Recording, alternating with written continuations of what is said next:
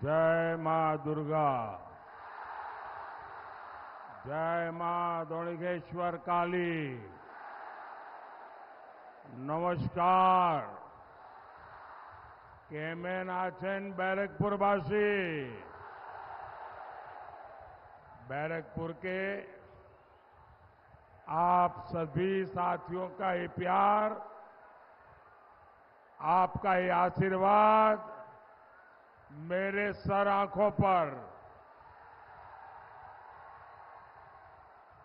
यहां बड़ी संख्या में हमारी माताएं बहनें भी आई हैं।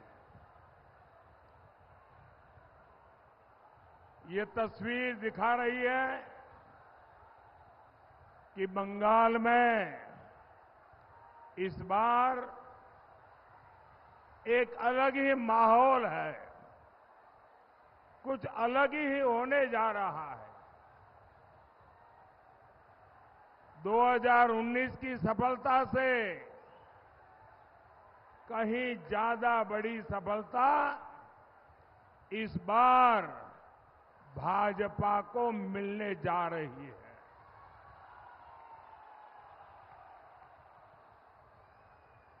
पूरा देश जो कह रहा है, बंगाल उसको जोरों से कह रहा है और पूरा बंगाल कह रहा है, आभार एक बार, आभार एक बार, आभार एक बार। भाइयों और बहनों, पश्चिम बंगाल मोदी के मिशन पूर्वी भारत का बहुत महत्वपूर्ण राज्य है। आप जानते हैं, आजादी के 50 साल तक कांग्रेस के परिवार ने ही सरकारें चलाई, लेकिन कांग्रेस शासन में पूर्वी भारत को सिर्फ गरीबी मिली, सिर्फ पलायन मिला। पश्चिम बंगाल हो, बिहार हो, झारखंड हो, उड़ीसा हो, आंध्र प्रदेश हो, इतने बड़े बड़े राज्य, इतने सामर्थ्यवान राज्य, और ये राज्य ऐसे हैं, किसी राज्य में अपार खनिज संपदा है, किसी राज्य में कोयले के भंडार भरे हैं, किसी के राज्य के पास समुद्री की ताकत, ब्लू इकोनॉमी, पोर्ट की ताकत है, किसी के पास अथाह उपजाऊ भूमि है, किसी के पास पर्यटन के लिए पूरे देश में सबसे ज्यादा पोटेंशियल है। बावजूद इसके कांग्रेस और इंडिया अलायंस के दलों ने पूर्वी भारत को पिछड़ा ही छोड़ दिया। 2014 में आपने आपके इस सेवक मोदी को सेवा करने का मौका दिया और मोदी ने ठाना है कि वो हिंदुस्तान का जो पूर्वी हिस्सा है, भारत का जो पूर्वी भाग है, उसको विकसित भारत का ग्रोथ इंजन बनाएंगे। आप देखिए, आज रेल, रोड, एयरपोर्ट और वाटरवे का कितना आधुनिक नेटवर्क पूर्वी भारत में बन रहा है। डेडिकेटेड फ्रेट कॉरिडोर से बंगाल में, पूर्वी भारत में इंडस्ट्री का अभूतपूर्व विस्तार होने लगा है। इन राज्यों में बनाया जा रहा गैस पाइपलाइन का नेटवर्क इंडस्ट्री को बहुत मदद करने वाला है। यहां के बंद पड़े खाद कारखानों को भाजपा सरकार ने फिर से शुरू करवाया है। आने वाले 5 सालों में पूर्वी भारत में ऐसे विकास कार्यों को और गति देने वाला समय है और इसके लिए मुझे आपका आशीर्वाद चाहिए।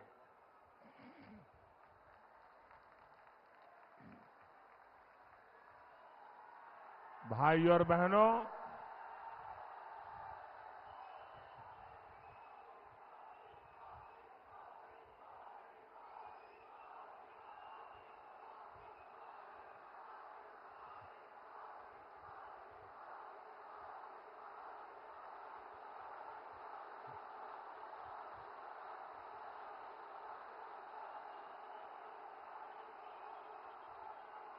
भाई और बहनों, बंगाल की ये धरती, बैरकपुर की ये धरती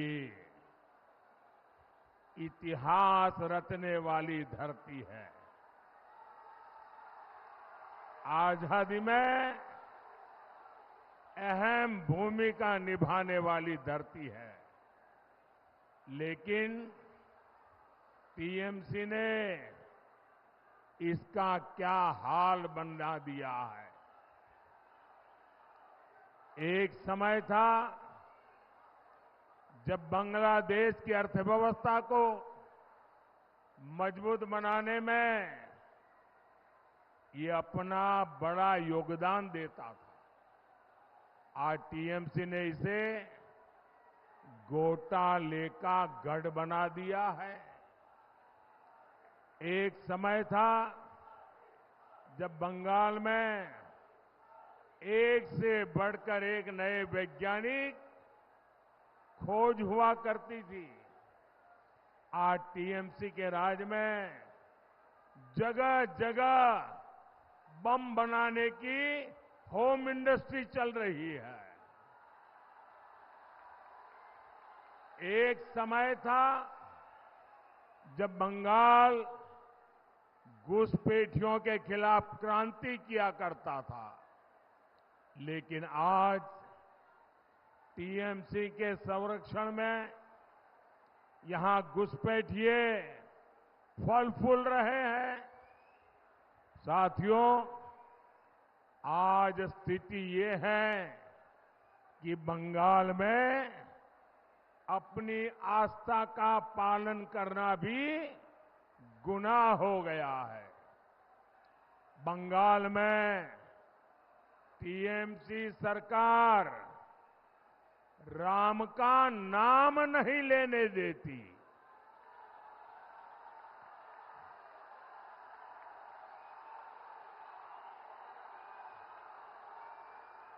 जय श्री राम, जय श्री राम, जय श्री राम। बंगाल में टीएमसी ये सरकार रामनवमी नहीं मनाने देती। कांग्रेस और लेफ्ट के लोगों ने भी राम मंदिर के विरुद्ध मोर्चा खोल रखा है। आप मुझे बताइए साथियों, क्या टीएमसी, कांग्रेस और लेफ्ट के हाथ में, ऐसे लोगों के हाथ में ये महान देश सौंपा जा सकता है क्या? ये देश उनको दे सकते हैं क्या? साथियों, टीएमसी कांग्रेस के इंडिया अलायंस ने तुष्टीकरण और वोट बैंक की पॉलिटिक्स के आगे घुटने टेक दिए हैं। कांग्रेस और इंडिया अलायंस के लोग कहते हैं कि मोदी के खिलाफ वोट जिहाद करो, वोट जिहाद। यहां टीएमसी के एमएलए ने कहा है कि हिंदुओं को भगीरथी में बहा देंगे। सोचिए, इतनी हिम्मत, इतना साहस,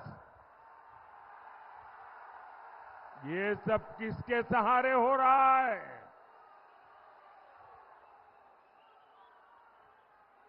इन लोगों ने बंगाल में हिंदुओं को दोयम दर्जे का नागरिक बनाकर रख दिया है। साथियों, तुष्टीकरण की जीद में अब India alliance SC, ST, OBC को मिलने वाला आरक्षण भी छीनना चाहता है। ये लोग कह रहे हैं कि आरक्षण अब मुसलमानों को दिया जाए, और भी आधा अधूरा नहीं, थोड़ा सा नहीं, पूरा का पूरा आरक्षण मुसलमानों को दिया जाए। क्या आपको ये बात मंजूर है?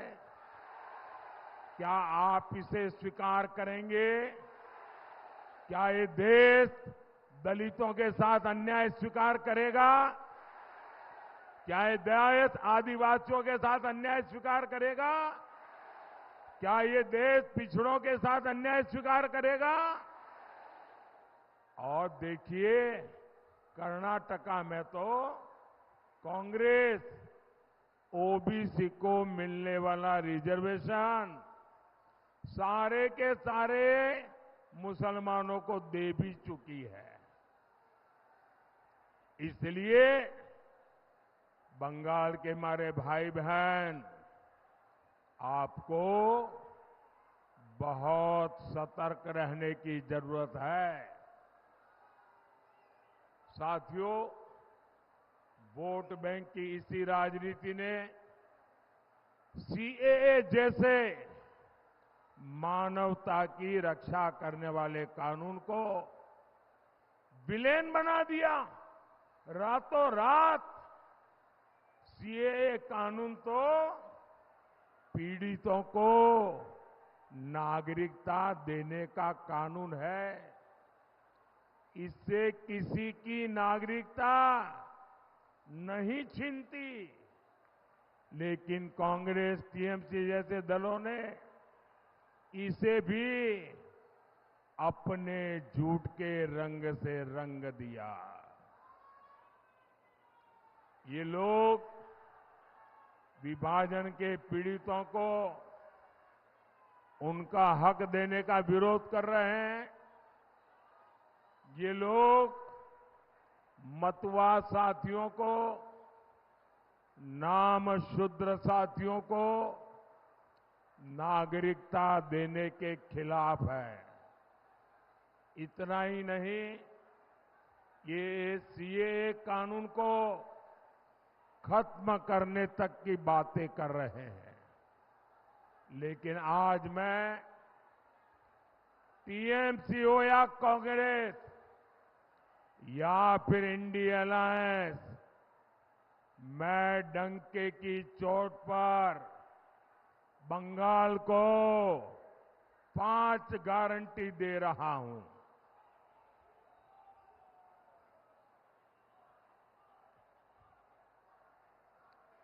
5 गारंटी दे रहा हूं। जब तक मोदी है,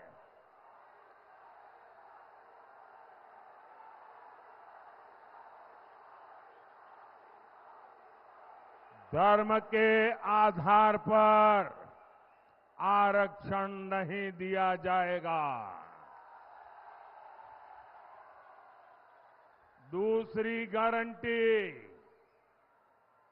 जब तक मोदी है, एससी, एसटी, ओबीसी का आरक्षण कोई खत्म नहीं कर पाएगा।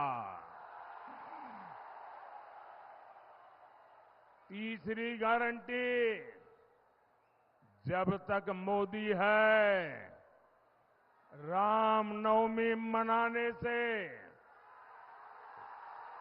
भगवान राम की पूजा से कोई आपको रोक नहीं पाएगा। चौथी गारंटी, जब तक मोदी है, राम मंदिर पर सुप्रीम कोर्ट का जो फैसला है, उस फैसले को कोई पलट नहीं पाएगा।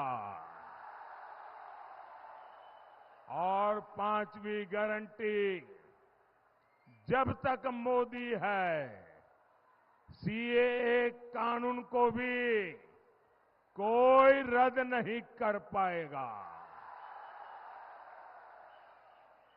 और आप जानते हैं, मोदी की गारंटी यानी गारंटी पूरा होने की गारंटी।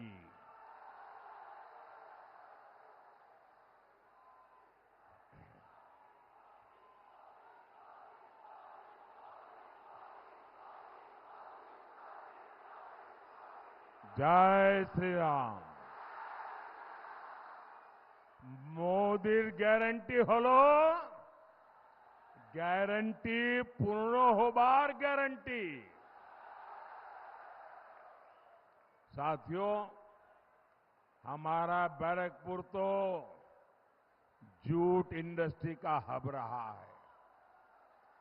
गंगा मैया के आशीर्वाद से यहां खेती के साथ साथ कॉटन, पेपर और इंजीनियरिंग की इंडस्ट्री फली फूली थी, लेकिन आज जूट इंडस्ट्री बेहाल है।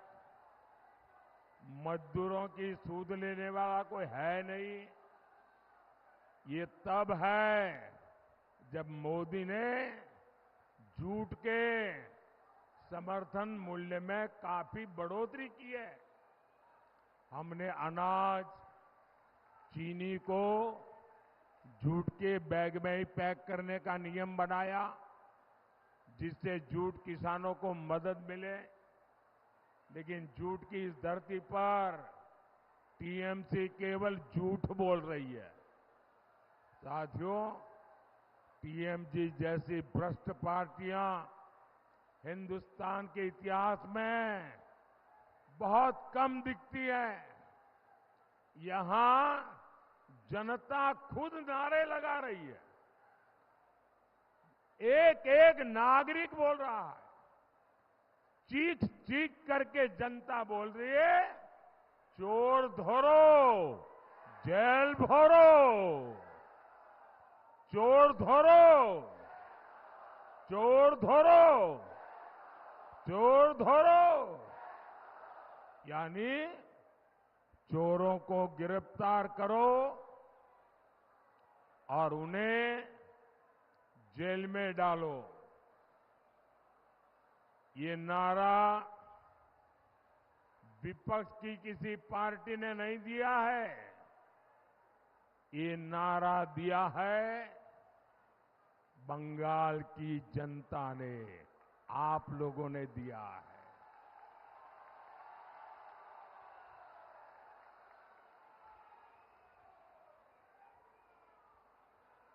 साथियों, मैं एक जानकारी आपको देता हूं, जरा ध्यान से सुनिए। कुछ साल पहले टीएमसी सरकार पर सीएजी की रिपोर्ट आई थी। आप कल्पना कर सकते हैं कि उस रिपोर्ट में क्या कहा गया। उस रिपोर्ट में कहा गया है कि टीएमसी सरकार ने 2,30,000 करोड़ रुपए का कोई हिसाब ही नहीं दिया है। सीएजी कह रही है 2,30,000 करोड़ रुपए। कितने कितने 2,30,000 करोड़ रुपए। इसका कोई हिसाब ही नहीं है। ये पैसे कैसे और कहां खर्च हुए, किसके जेब में गए, कोई हिसाब किताब ही नहीं है। ये बहुत बड़ा घोटाला है। साथियों, टीएमसी कितनी भ्रष्ट पार्टी है, इसका एक और बहुत बड़ा उदाहरण है टीचर भर्ती घोटाला। आपको तो पता है किस तरह टीचर भर्ती के लिए राज्य सरकार ने रेट कार्ड बनाए हुए थे। ये रेट कार्ड खुले बाजारों में बेचे जाते थे, यहां पदों की बोली लगती थी। और इतना ही नहीं, इस घोटाले के लिए ओएमआर सीट्स को चलाया गया, फर्जी इंटरव्यू लिए गए और कोर्ट को भी कहना पड़ा कि घोटाले के पीछे सरकारी मशीनरी है। ये हाल बना दिया है टीएमसी ने हमारे बंगाल का। साथियों, मोदी बंगाल में हुई इस लूट की पाई पाई का हिसाब लेगा।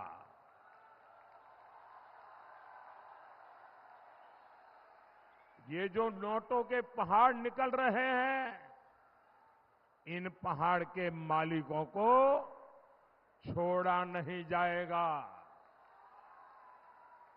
मैं भ्रष्टाचार के पीड़ित हर बंगालवासी को कहूंगा, कोई भी भ्रष्टाचारी कान खोल के सुन लो, ये मोदी है। कोई भी भ्रष्टाचारी बचने वाला नहीं है। और देखिए, ये जो करोड़ों रुपए इनसे बरामद हो रहे हैं, ये पीड़ितों को वापस कैसे मिले, मोदी इसके लिए भी कानूनी रास्ता खोज रहा है। साथियों, टीएमसी सरकार के कुशासन का बहुत बुरा असर हमारी माताओं बहनों पर पड़ा है। हमारे एससी एसटी परिवारों की स्थिति सबसे खराब है। संदेश खाली में क्या हो रहा है, ये पूरा देश देख रहा है। संदेश खाली के गुनहगार को पहले टीएमसी की पुलिस ने बचाया, अब टीएमसी ने एक नया खेल शुरू किया है। टीएमसी के गुंडे संदेश खाली बहनों को डरा रहे हैं, धमका रहे हैं, सिर्फ इसलिए कि अत्याचारी का नाम शाहजहां शेख है। उसके घर से बम बंदूक निकल रहे हैं, लेकिन वोट बैंक को खुश करने के लिए टीएमसी उसको क्लीन चिट दिलवाने में जुटी है। साथियों, विकसित भारत के लिए विकसित बंगाल जरूरी है। यहां किसानों और उद्योगों का उन्नयन जरूरी है। इसके लिए आपको बैरकपुर से अर्जुन सिंह जी को भारी बहुमत से विजयी बना है। कमल छाप पर पड़ा आपका हर वोट सीधा मोदी को पड़ेगा। आपको टीएमसी के गुंडों से डरने की जरूरत नहीं है। भारी मतदान करना है, करेंगे, भारी मतदान करेंगे, हर पोलिंग बूथ जीतेंगे। अच्छा, मेरा एक काम करेंगे, जरा हाथ ऊपर करके बताइए, मेरा काम करेंगे। ज्यादा से ज्यादा परिवारों में जाइए, ज्यादा से ज्यादा लोगों को मिलिए और कहिएगा कि मोदी जी आए थे और मोदी जी ने आपको जय श्री राम कहा है। बोलिए भारत माता की, भारत माता की, भारत माता की। बहुत बहुत धन्यवाद।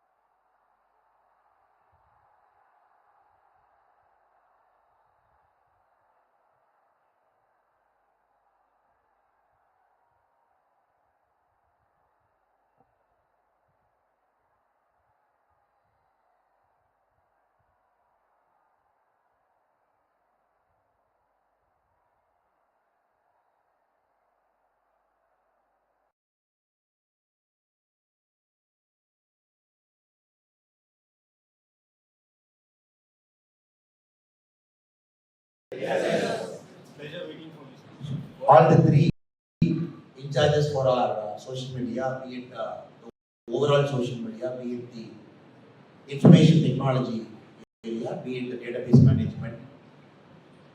Bharat Garu, Prakash Garu, and Sumiran Garu, all three are here, ably guiding us.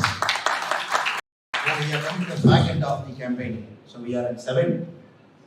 So we have 8, 9, 10, 11, and possibly 12 is a silence period, and 13 we are going for elections. And Telangana is in a very interesting phase of its growth journey. 2019, Bharatiya Janata Party reached about 4 seats, touched about 20% vote share. We made a very strong attempt to power last time, and we increased our MLA seats. We proved that this party has arrived in Telangana. Now this 2024 parliament election, since I have travelled in Telangana from yesterday, I am extremely confident that all 17 seats are looking good for us. We have penetrated very deep into all areas of Telangana. Yesterday I was in Nagar Kurnool, I was in Karimnagar.